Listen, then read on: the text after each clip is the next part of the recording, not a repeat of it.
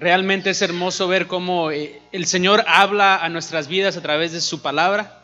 Palabra que fue escrita miles y miles años atrás, pero todavía es muy real en nuestras vidas. Todavía nos habla con poder. Y esa palabra nos corrige, nos anima. Y en estos últimos días el Señor ha usado su palabra para animarme, para levantarme. Y yo creo que todos pasamos por esas temporadas. Se ha dicho que la iglesia o está saliendo de una tormenta o está a punto de entrar a una tormenta. Y esa es la vida de nosotros cristianos. Jesús nunca dijo que iba a ser fácil. Es más, Él dijo, si el mundo me amó, si el mundo me odió a mí, también a ustedes. Él nunca dijo que el ser cristiano iba a ser fácil. Y Él ha puesto esta palabra para compartir con ustedes y como dije, ya ha sido de bendición para mi vida. Él ya ha hablado a mi vida y yo creo que Él también va a hablar a sus vidas. Quiero tomar esta oportunidad para decirles feliz Día de los Padres a todos los papás que están. Antes de comenzar, pues yo me llamo Daniel Peñalosa. Yo soy uno de los pastores asociados de la Iglesia de Dios Ebenezer aquí en Oak Point. Mi papá es el pastor. Acabamos de cumplir 25 años de haber abierto esa iglesia y estamos creyendo que lo mejor todavía está por venir, que el Señor va a seguir usando esta iglesia para plantar otras iglesias. Nuestra iglesia, una de las visiones que tenemos es plantar iglesias en todos lados donde Él nos permita. Para México ya estamos plantando, ya llevamos 10 iglesias plantadas en lo que es el estado de Coahuila y de Durango. El próximo mes vamos a estar viajando para allá y vamos a estar predicando en esas iglesias. Y créannos, hermanos, que la gente ya tiene hambre, están sedientos y tenemos una expectativa que el Señor va a obrar grandemente allá. Me acompaña conmigo mi esposa y mis 2 hijas. Y también falta el varón, pero me acompañaron mi esposa y mis 2 hijas, que han sido de gran bendición para mi vida. Las amo y las quiero mucho. Entonces yo les voy a pedir que se pongan de pie para poder leer la escritura. Y para eso yo les voy a invitar que vayan a la carta a Filipenses, en el capítulo 1. Vamos a leer el versículo 12 y después vamos a brincarnos al versículo 20. Cuando lo tengan, pueden indicar con un amén.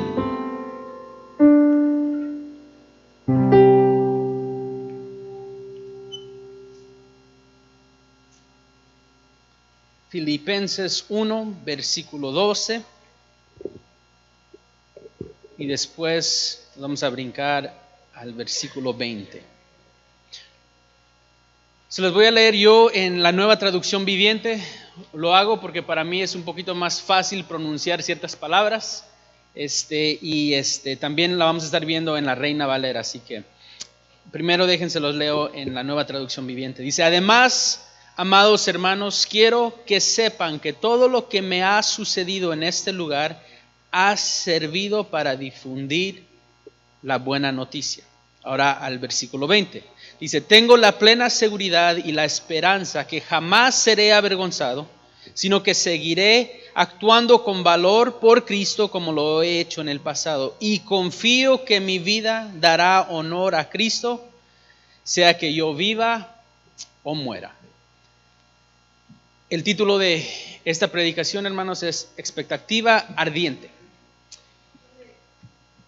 Creo que podemos aprender de Pablo, de la forma de él ver la situación que él estaba pasando, su deseo, su anhelo de que Jesucristo fuera glorificado a través de su vida. Vamos a inclinar nuestros rostros, vamos a ponernos en las manos del Señor. Amantísimo Padre, Señor, te damos gracias, Señor, por la oportunidad de estar aquí, Señor, en tu casa, Señor.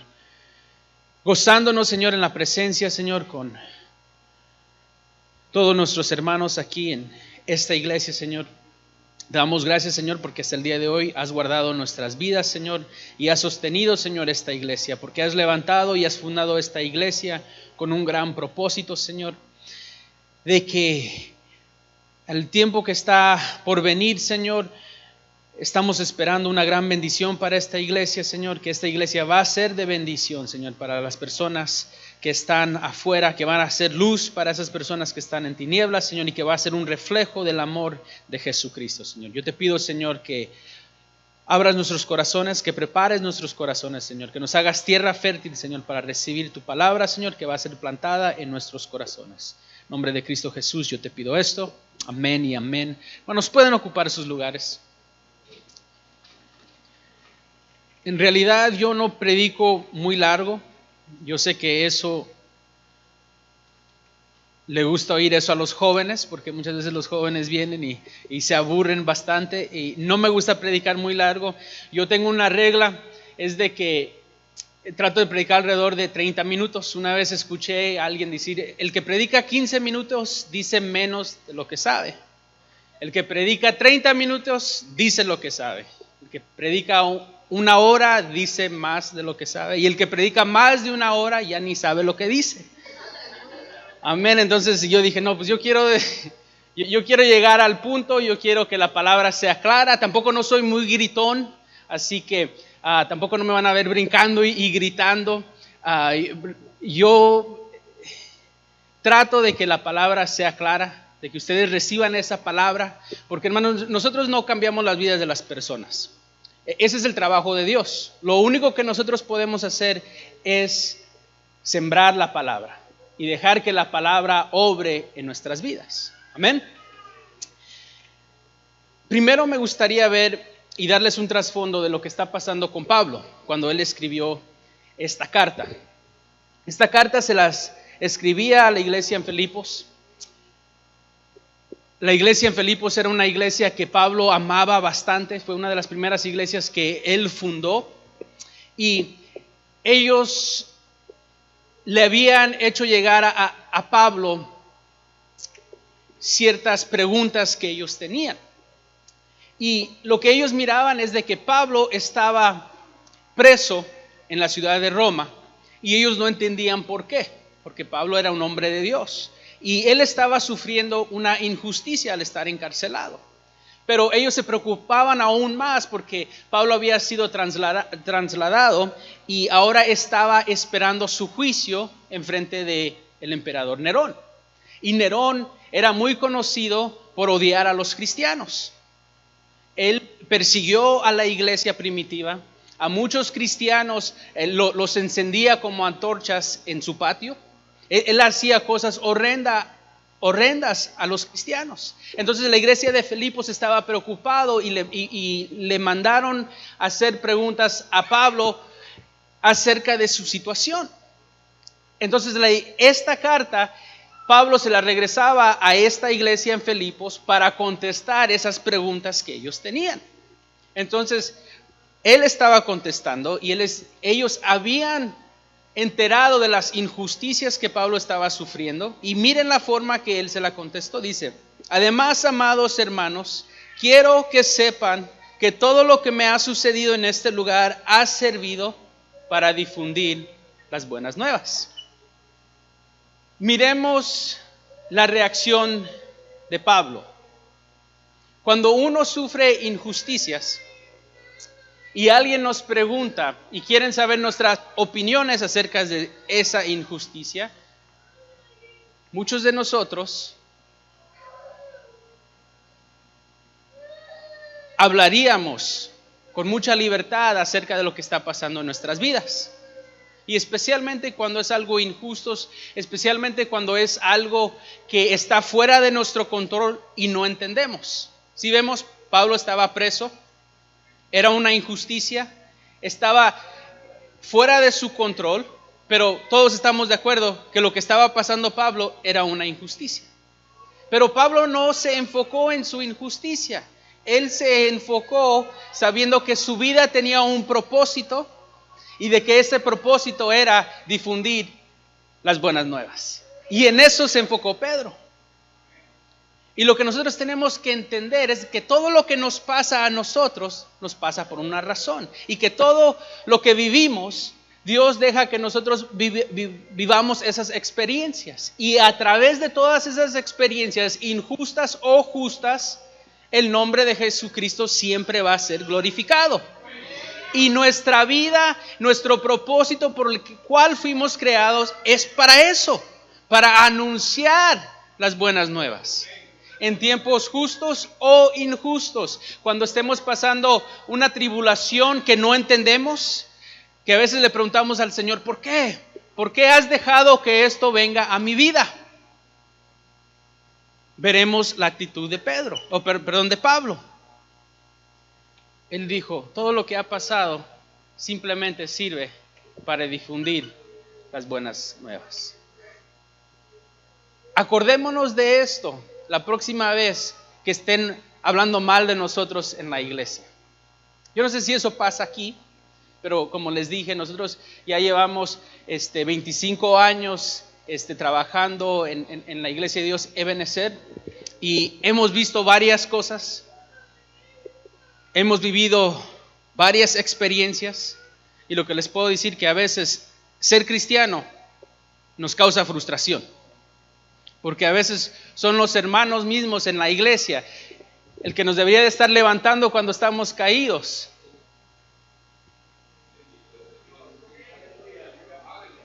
Que nos deberíamos de amar y perdonar, pero muchas veces son los hermanos en la iglesia que cruzan las manos y dicen, ya ves, es lo que te pasa por pecador. Entonces yo no sé si pasa esto aquí, pero en la iglesia donde yo trabajo, a veces pasa eso. Una de las cosas que yo he visto que a veces frustra a los líderes es la falta de resultados. Porque trabajar en una iglesia como líder, hermanos, es un poquito diferente, es un poquito difícil. No es como un carpintero que puede decir, no, en esta semana hice tantos gabinetes. O como un pintor de casa, dice, no, en esta semana pintamos 4 casas. Los ministros no pueden decir eso porque muchas veces los resultados no se ven. Estamos sembrando la semilla, pero muchas veces no se ven los resultados de nuestro trabajo. Y a través de esta enseñanza, el Señor me hablaba, y es que a veces el esfuerzo no es suficiente. Y pues yo trataba de entender esto, y al fin lo entendí de esta manera. Hay personas que son apasionadas sobre diferentes cosas. Se han propuesto hacer cierta meta y han trabajado duro y se han esforzado, pero a veces no ven resultados. Como les dije, yo no sé aquí, pero en mi iglesia todo el mundo tiene el Facebook. Y siempre están poniendo y subiendo cosas. Y hay 1, 2, 3 muchachos que todos los días dicen que van al gimnasio y todos los días ponen ahí que están en el gimnasio, según ellos dándole duro, pero se ven igual, o sea, no hay cambio en su vida. Y ahí es donde el Señor me habló y me dijo, mira, porque no simplemente es el esfuerzo, también tienen que tener dirección. Y porque muchas veces vivimos nuestras vidas y nos esforzamos y trabajamos duro, especialmente en la iglesia, y trabajamos duro, pero tenemos que entender que también se necesita dirección, tenemos que trabajar juntos en la misma dirección, amén. Amén. Entonces aquí vemos la dirección de Pablo, porque todo lo que él estaba pasando, hermanos, la dirección siempre era glorificar el nombre de Jesucristo. Entonces vemos la situación que Pablo vivía y vemos que era una situación un poco difícil. Y luego vemos la actitud de Pablo en su respuesta. Él no aprovechó para usar esta carta para desahogarse de su sufrimiento. Él no se desahogó con la iglesia. Él dijo, mi vida tiene un propósito. Él entendió que lo que él estaba pasando tenía un propósito, que era dar honra a Jesucristo.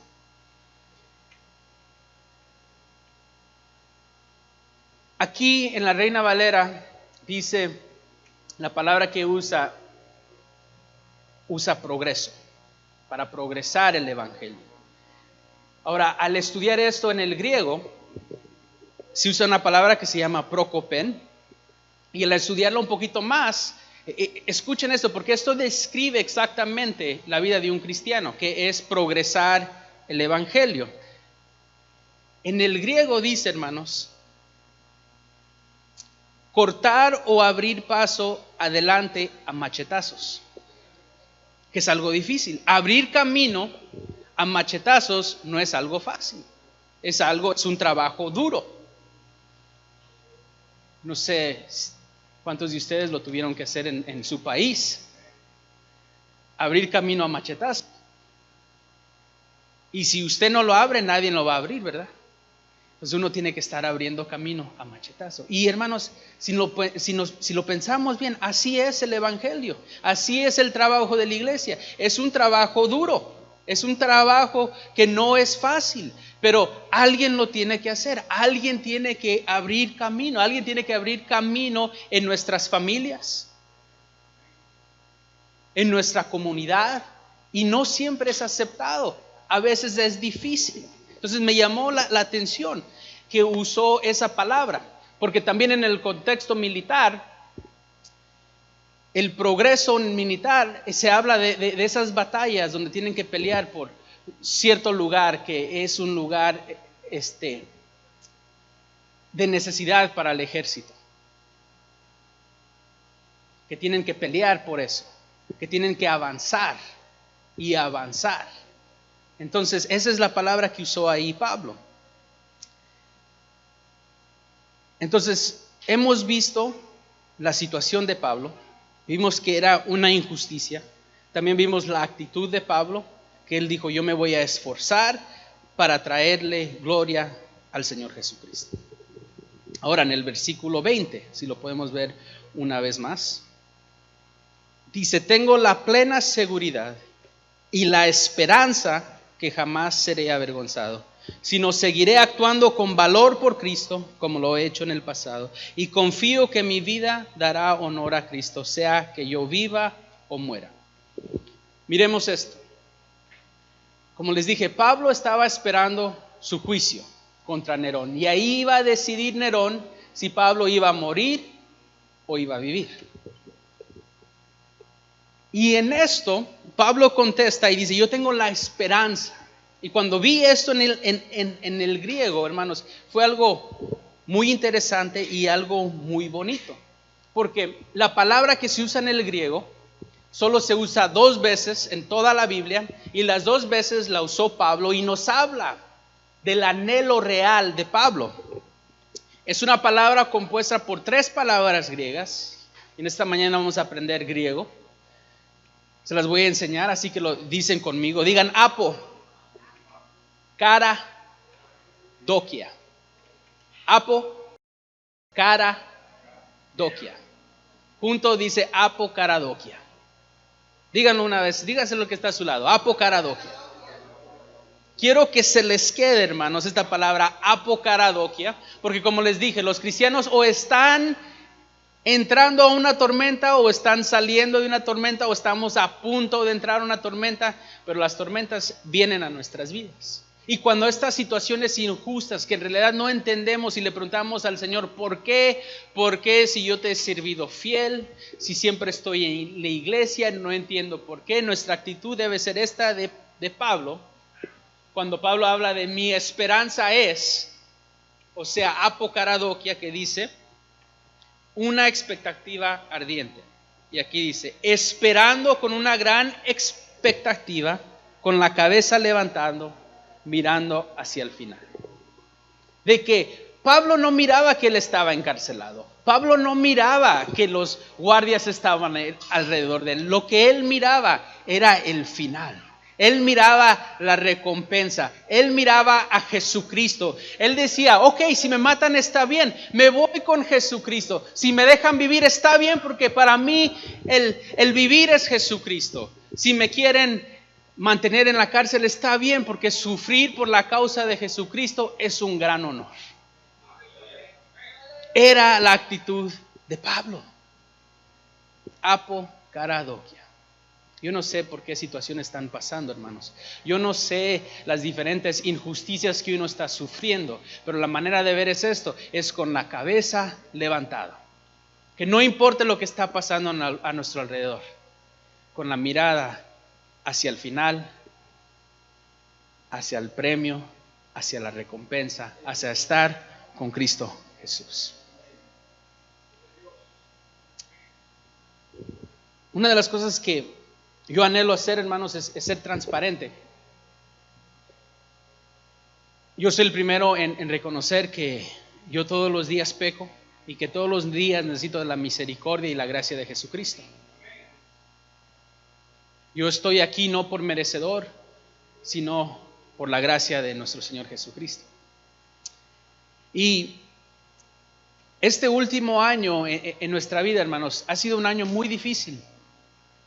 Ha sido un año donde sí hay habido veces donde hemos querido aventar la toalla y decir, ¿sabes qué? Ya no se puede.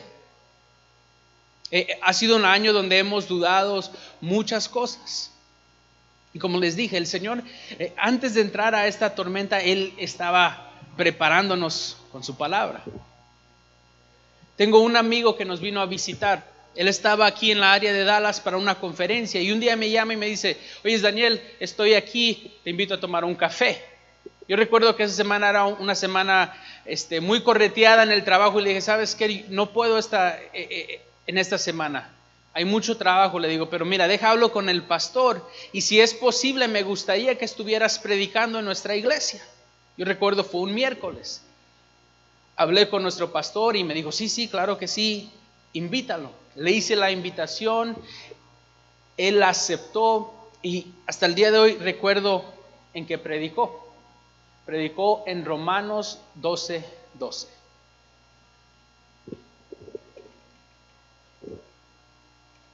Déjese lo leo. No la tenía guardada, pero Romanos 12:12 dice lo siguiente. Esto fue antes de que entráramos a esta época en nuestra vida que iba a ser difícil. Y él leyó este versículo y dice, gozosos en la esperanza, sufridos en la tribulación, constantes en la oración. Y los 3 puntos que él usó para elaborar su predicación fue, alégrate en el Señor. Y luego él usó una expresión que yo nunca la había escuchado, y a lo mejor muchos de ustedes la han escuchado, dice, aguanta vara. Y ser fiel en la oración. Y ese fue su sermón. Y algo que se quedó en mi mente fue esa frase que en realidad nunca la había escuchado, la de aguanta vara. Y el punto de él era de que a veces va a haber momentos en nuestra vida que no entendemos, pero que hay que aguantar vara. Él predicó esto y después de un mes o 2 entramos a esa época en nuestra vida. Una época difícil, como les dije.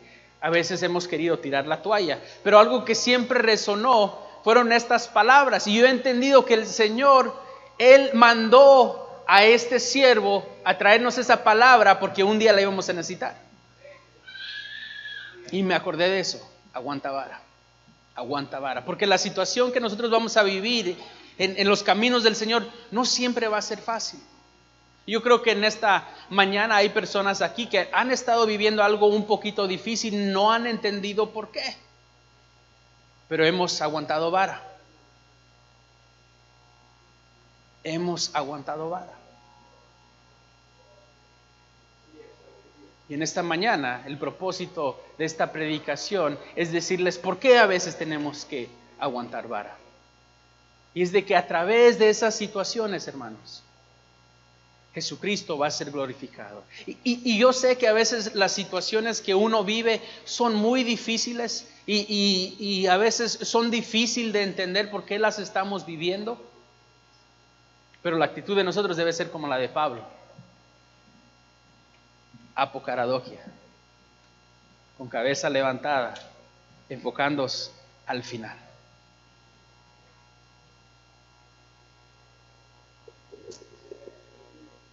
cuántos les gusta el fútbol? ¿No? Amén. Pueden decir amén, es ok. Es más, no está su pastor, ¿verdad? Está en El Salvador. Nadie le va a decir cuántos les gusta el fútbol. O cuántos están tristes. Bueno, no sé cuántos mexicanos hay, pero yo creo que los mexicanos ahorita están tristes de la goleada que le dieron. Pero bueno, yo recuerdo en el 94, cuando la Copa Mundial fue aquí en Estados Unidos. Yo tenía, ya no me acuerdo cuántos años tenía, pero tenía unos 9, 10 años por ahí. Yo recuerdo que esa Copa Mundial pusieron a México en el grupo de la muerte. Y como fue llevada a cabo aquí en los Estados Unidos, los juegos, muchos de los juegos eran durante el día. Y México estaba jugando contra Italia y terminaron empatados 1-1. Pero clasificaron a la segunda ronda. Y era noticia porque era el grupo de la muerte. Entonces yo lo vi durante el día. Y yo recuerdo que lo volvieron a pasar en la tarde para los que estaban trabajando. Era una repetición. Y yo recuerdo que mi papá llegó del trabajo, se sentó y quería ver el juego. Y cuando uno está viendo la repetición y ya sabe el resultado, no es tan interesante el juego. Porque yo ya lo había visto, ya sabía el resultado. Ya no estaba tan intenso como cuando lo estaba viendo la primera vez. Porque en sí lo importante es el marcador final, ¿verdad? Entonces, a veces vivimos momentos intensos, pero nosotros ya sabemos que los cristianos ya ganaron. Jesús ya nos dio la victoria. Entonces lo importante es el marcador final, hermanos, de que Jesús ya ganó, Jesús ya venció. Lo que estemos viviendo en este instante no cambia eso. Él ya ganó, Él ya venció. Yo sé que a veces es difícil entender a través de la situación que estamos viviendo, hermanos. Pero recuerden, apocaradokia, cabeza levantada, enfocado hacia el final, y Jesús ya ganó. Jesús ya venció. Amén.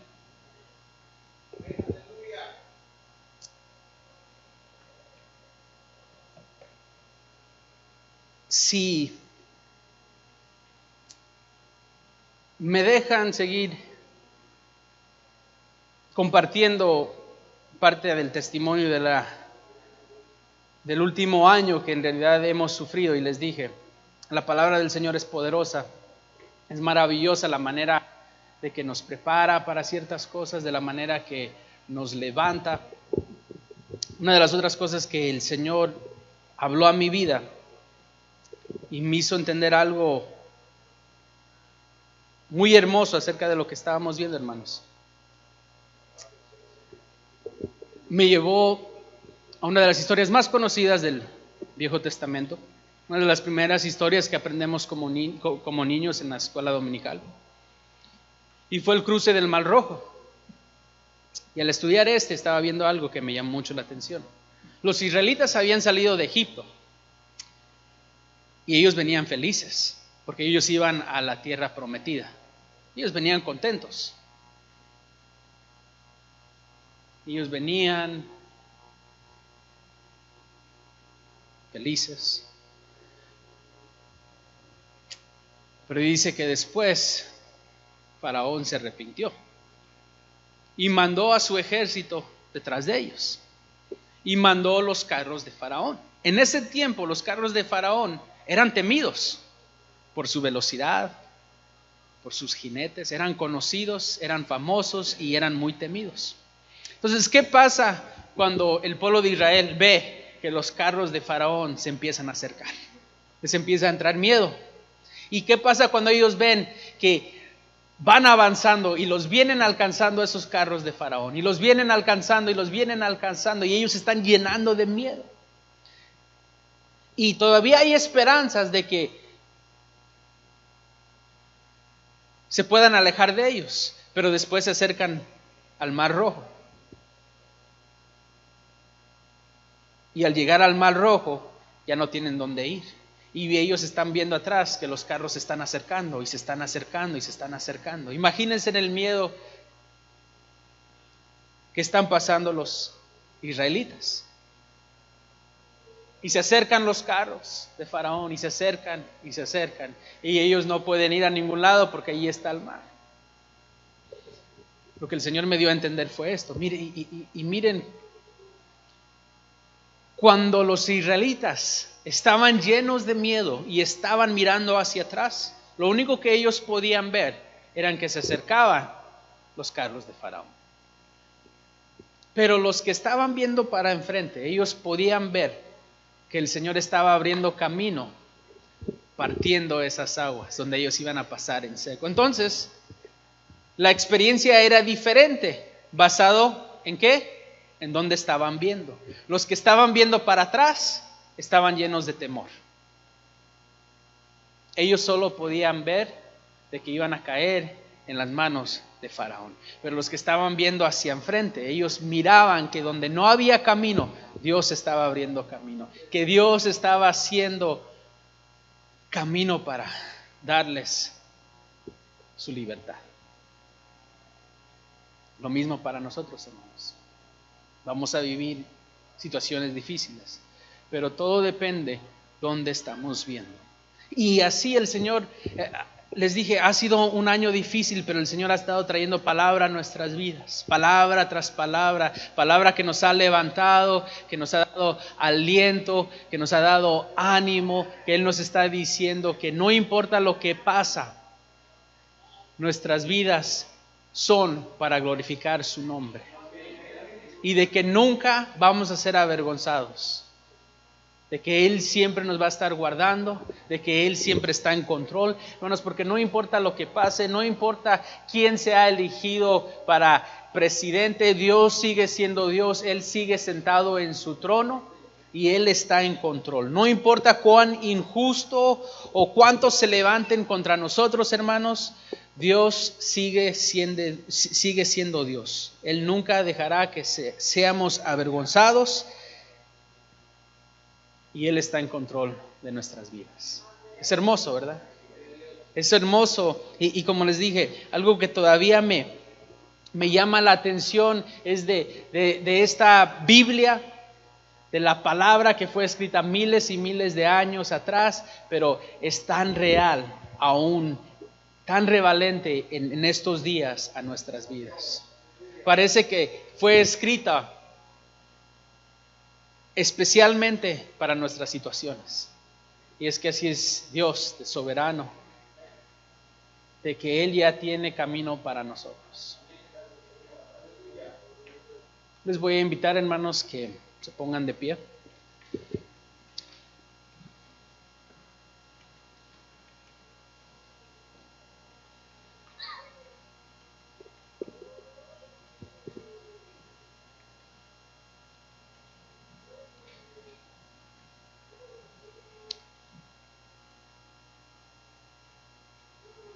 Venir a una iglesia de invitado a veces es difícil. A veces es difícil tomar este lugar y traer una palabra si no estamos seguros cómo va a ser recibida. Pero en esta mañana yo creo que así como esa palabra fue de bendición para mi vida, yo creo que ha sido de bendición para ustedes. Yo no sé lo que está pasando en sus vidas, yo no sé lo que va a pasar en sus vidas, pero yo creo que esta expectativa de Pablo es algo que nosotros la podemos aplicar. Que no importa lo que esté pasando, hermanos, nuestras cabezas siempre van a estar levantadas, mirando hacia el final. Yo creo que hay tiempo, como les dije, no me gusta predicar mucho porque también me gusta darle lugar a que el Espíritu Santo esté obrando en nuestras vidas. Entonces yo quiero abrir el altar. Si alguien esté pasando por alguna necesidad y necesita oración, yo creo que aquí hay un pueblo está dispuesto a orar con ustedes.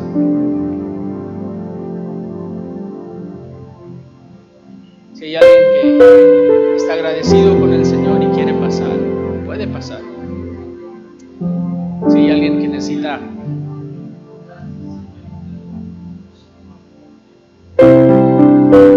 recibir del Espíritu Santo, que Él esté obrando en nuestras vidas,